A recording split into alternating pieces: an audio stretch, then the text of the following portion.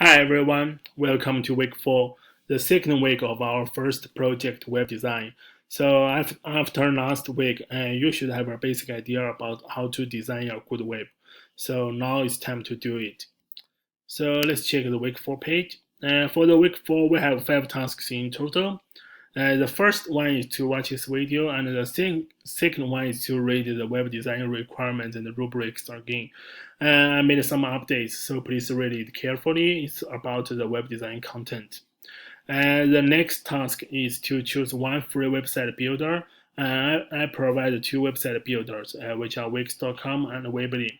Those are very popular now. Many of the webs use these tools to design the web. You can choose the one that you like.